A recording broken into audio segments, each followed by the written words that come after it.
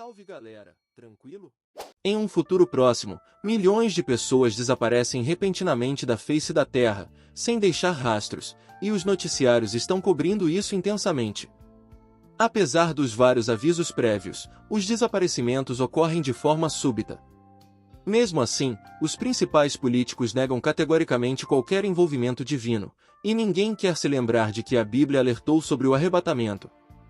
Várias teorias surgem para explicar esses eventos, incluindo uma conspiração alienígena e fenômenos naturais ainda desconhecidos. Nesse momento, o oligarca Jonathan Stonegal decide comprar o maior sistema de informações do mundo, chamado Éden, e construir um templo para uma nova religião, apesar do aumento das taxas de criminalidade em todo o mundo. O piloto Rayford Steele, que perdeu sua família, é um dos diretamente afetados. Quando ficou sozinho, lembrou-se de que sua esposa Irene havia tentado convencê-lo a crer em Deus e o levado aos cultos da Igreja Nova Era, mas ele nunca se apressou em embarcar no caminho da fé.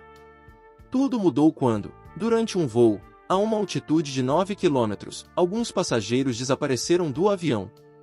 Foi naquele momento que ele percebeu que o arrebatamento que Irene havia mencionado estava realmente acontecendo.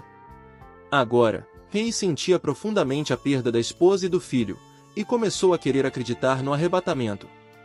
Um dia, o jornalista Cameron Book Williams apresentou um programa de rádio sobre os desaparecimentos.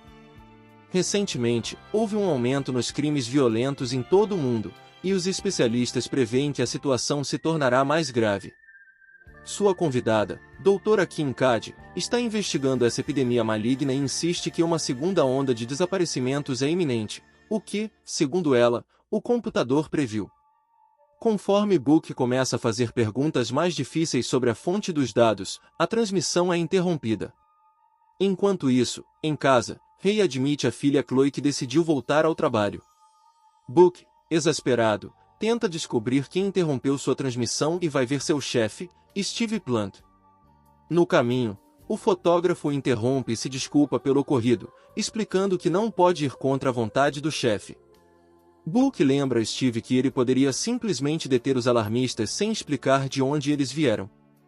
Muitas pessoas perderam entes queridos. O que elas precisam é entender o que aconteceu, não histórias para criar pânico. Nesse momento, a secretária de Steve anuncia um artigo informando que o ex-embaixador romeno Nicolae Carpathia foi nomeado novo secretário-geral das Nações Unidas. Mas Steve não parece interessado. Ele ameaça cancelar o programa de Book se ele não obedecer às suas ordens. Book vai embora furioso. Enquanto isso, Chloe pensa em seu irmão desaparecido e se sente culpada. Por outro lado, Book assiste ao discurso de Nicolae. Em seu discurso, Nicolae conclama os governos do mundo a se unirem e formarem uma nação global. Em seguida, Book liga para seu amigo Dirk, que sugere que eles encontrem um lugar isolado para discutir o assunto a sós. Enquanto isso, Chloe tem um pesadelo no qual reza a Deus para que a deixe entrar no quarto onde seu irmão está. Seu irmão balança a cabeça, e Chloe continua batendo na porta em vão. Seu pai a acorda e diz que todos estão tendo dificuldade em aceitar o que está acontecendo, mas Irene sempre os aconselhava a pensar no futuro. Nesse ponto, Dirk revela a Book que uma empresa de análise tem fornecido à ONU dados não verificados e relatórios de pesquisa falsos. A verdade é que ninguém tem informações concretas sobre o número e a identidade das pessoas desaparecidas. Basicamente, eles estão criando sua própria crise. Dirk expõe uma conspiração clara de várias empresas tentando controlar o mundo, 15 emissoras de TV, 120 emissoras de rádio, 300 jornais e até uma empresa farmacêutica. Entre os envolvidos está Steve Plant. Embora Book acreditasse que a emissora de TV fosse administrada por uma importante família empresarial, Dirk o lembra de que ninguém jamais viu essa família. Stonegal é o verdadeiro dono dessas empresas, e há anos, luta por uma redefinição global. Book estava em um avião quando tudo aconteceu, e lá conheceu uma jovem extraordinária. Ele mostra a Chloe uma foto dele e dela lado a lado. Dirk o leva para uma sala onde preparou um esconderijo. No cofre, ele guarda um disco rígido protegido por senha contendo uma temporada de Os Simpsons. Em seguida, Chloe se encontra com Book, que compartilha as descobertas de Dirk e admite não querer participar. Ele realmente acreditava que o que estava dizendo às pessoas era verdade, mas agora percebe que estava sendo manipulado. Nesse momento, uma mensagem é recebida em todos os dispositivos, anunciando que uma segunda onda de desaparecimentos está prestes a começar. Book corre de volta ao estúdio para tentar encontrar pelo menos uma testemunha. Os convidados citam várias fontes que sugerem que os desaparecimentos podem ter ocorrido em tempos pré-históricos, mas ainda não há provas definitivas do arrebatamento. Book então sugere que novas tecnologias podem estar enganando milhões de pessoas. Logo depois, chega uma mensagem sobre o início de uma conferência da ONU, onde Stonagler faz um discurso convocando todos a se unirem contra a nova ameaça. Com o início da grande reinicialização, muitos países irão à falência, enquanto outros cairão na pobreza. Como resultado, a ONU aprova o Éden, um sistema de pagador único criado pelo cientista Rosenzweig, que é oferecido gratuitamente ao governo unificado. Book se conecta ao vivo com Stonagler, que admite que o primeiro passo é estabelecer a paz no Oriente Médio. Book então aponta para Steve que a segunda onda está se desenrolando exatamente como o Dr. Kincaid previu. Acontece que o Dr. Kincaid está trabalhando com defensores de um governo único, usando o medo do desastre como estratégia. Mesmo assim, Book não consegue encontrar ninguém que possa verificar a autenticidade da segunda onda. 90% dos dados vêm da empresa de Stonagler. Steve proíbe Book de tornar suas descobertas públicas. Enquanto isso, Ray verifica o telefone de Erin e encontra a Bíblia. Mas, estranhamente, o mecanismo de busca não retorna nenhum capítulo sobre o arrebatamento. A conta da Igreja Nova Esperança está bloqueada e o número do pastor desapareceu da lista telefônica. O homem dirige até a igreja e encontra a porta trancada e a janela quebrada. Ray usa um taco de golfe para entrar pela porta dos fundos e encontra o pastor em um santuário destruído. Enquanto isso, Chloe é atacada por um criminoso. Ela consegue salvar sua carteira, mas machuca a mão na luta. Enquanto faz as malas, Chloe encontra um panfleto da Igreja Nova Esperança.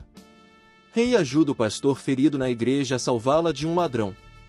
O pastor está convencido de que os desaparecimentos são o arrebatamento. Então, a esposa e os filhos de Ray estão seguros.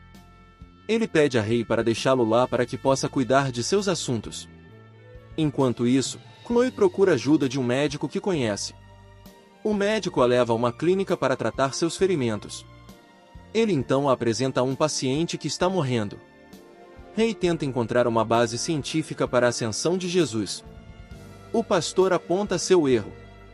A Bíblia menciona 7 anos de paz entre Israel e seus inimigos, e, naquele dia, o nome do anticristo será revelado, um falso Cristo que vem para enganar a humanidade. O pastor admite que nunca acreditou realmente em nada disso, portanto, ele é um falso mestre, como a própria Bíblia prevê. Ele entrega a Ray um vídeo que pretende mostrar aos que permanecerem.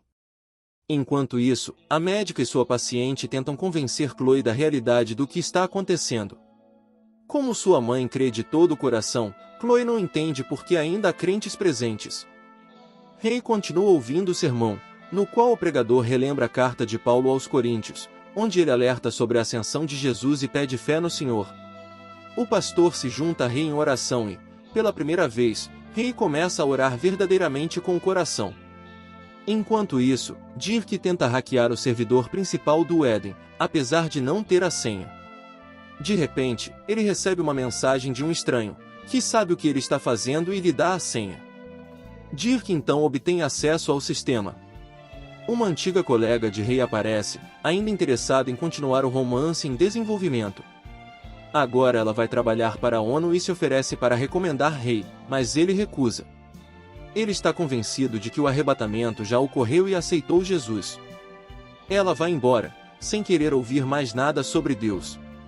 Dirk conta a Book que o sistema Éden contém uma vasta quantidade de dados, e aparentemente alguém está planejando torná-los públicos. Enquanto isso, a televisão ao vivo mostra Nicholas Carpathia chegando à ONU, onde é recebido por uma multidão entusiasmada. Book vai até Dirk, que ressalta que, além do sistema financeiro, o Éden também monitora dados biométricos e perfis sociais. Quem controla o Éden controla o mundo inteiro, nem mesmo as compras de alimentos mais básicas podem ser feitas sem ele. A pessoa que enviou o código está disposta a entregar todos os dados, para que Book possa revelar a verdade. Dirk se oferece para ser entrevistado no lugar de Book, para que, mesmo que Book seja preso, ele ainda possa revelar tudo à humanidade. Mais tarde, o repórter admite ao seu assistente que encontrou uma verdadeira bomba de informações, mas não percebe que o colega está tirando fotos de seus arquivos antes de notificar o chefe. Enquanto isso, Ray tenta convencer Chloe a ir à igreja, mas ela se recusa. A mulher doente ouve e pede para ser levada ao padre. No escritório, Steve anuncia que Book foi demitido. Enquanto isso, Ray encontra caixas de panfletos na igreja que explicam tudo. Nesse momento, Chloe chega com algumas mulheres, prontas para ouvir o discurso do pregador. Dirk aponta para uma linha no código que mostra 3 datas. A segunda onda de desaparecimentos começou no mesmo dia que a primeira, e a terceira onda aconteceu 3 dias depois. Mas o código já estava escrito. Acontece que o criador do Éden sabia de tudo antes dos desaparecimentos começarem. Book tenta novamente encontrar as pessoas que perderam entes queridos na segunda onda de desaparecimentos. Ele pede a Dirk para inserir 3 nomes no sistema, mas descobre que essas pessoas não existem. Os dois partem em busca da pessoa que enviou o código. Book ajuda o fotógrafo a carregar seu equipamento. Dirk vasculha as caixas e encontra uma bomba com contador na cabine. Ele consegue informar seus amigos. A explosão ocorre e Dirk é engolido pelas chamas. Enquanto isso, o padre responde à pergunta de Chloe sobre por que algumas pessoas que não acreditam em Deus também desapareceram, e explica que Jesus havia alertado seus seguidores sobre isso. A oração é necessária para encontrar uma saída e ser protegido do desastre, porque metade dos que ficarem morrerão. O padre mostra a passagem bíblica sobre a ascensão. Chloe sai de repente. Enquanto isso, Stonagler e Rosensveis pedem apoio a Carpathia para seu projeto, mas ele acredita que tudo já está funcionando bem sem sua ajuda. Na igreja, o padre lembra a todos que o dia do julgamento final chegará no meio do período de 7 anos, quando o anticristo se declarará Deus e o mundo inteiro acreditará nele. Chloe vai a um cemitério e Book vai ao esconderijo secreto de Dirk, onde ele tem acesso ao seu laptop. Os agentes federais aparecem e caçam Book, então ele é forçado a se esconder em uma lixeira. Um dos agentes, furioso por perdê-lo, atira na lixeira, atingindo o laptop. Enquanto isso, Stonagler revela a Nikolai que o escolheu como seu sucessor. Book recebe uma mensagem do fotógrafo dizendo que os federais estão destruindo o estúdio e que o assistente de Book parece ter se afogado na banheira. Antes de encerrar, o fotógrafo afirma que tudo o que está acontecendo agora foi previsto pela Bíblia há muito tempo. Enquanto isso, a médica faz algumas perguntas a Ray. Ela diz que seu marido e sua esposa são verdadeiros crentes, então ela quer saber por que Ray não acreditava naquela época. Ele pensava que era apenas descuidado e estúpido, mas agora finalmente ouviu Eren. Ter fé significa buscar a Cristo mesmo quando se tem dúvidas. Basta abrir a porta para o Senhor, ele está batendo. Mais tarde, Book encontra Chloe ao lado do túmulo que ela cavou para sua mãe. Os dois abrem o caixão e encontram apenas uma peça de roupa. Essa roupa é uma evidência irrefutável do arrebatamento e da existência de Deus. Eles vão à igreja onde os fiéis estão reunidos, mas Book se recusa a acreditar porque Chloe ainda mora com o pai. O repórter contata Rosensveis e conta tudo o que descobriu sobre Stonagler, que instalou o Spivari no sistema Eden para fins pessoais. O cientista encontra Nikolai, que lhe pede para levar Book consigo. Nesse momento, Ray mostra a Book suas descobertas baseadas em sua pesquisa bíblica. Book zomba dessas teorias, mas, de repente, percebe uma frase que se revela ser o código do Éden e começa a estudar o diagrama de Ray. Ray revela que, para construir o templo do Éden, um acordo de paz deve ser firmado com Israel, e isso só é possível se Stonagar estiver por trás disso. Isso sugere que ele é o anticristo. Book não acredita nisso, pois viu os segredos do Jardim do Éden e entende que quem controla o sistema tem o poder de governar o mundo inteiro. Book parte com a cruz que Chloe lhe deu. Na manhã seguinte, ele se encontra com Rosensveis, que explica que muitas pessoas sonham em construir um templo no Monte do Templo. É por isso que ele está tão animado com a proposta de Stornagal.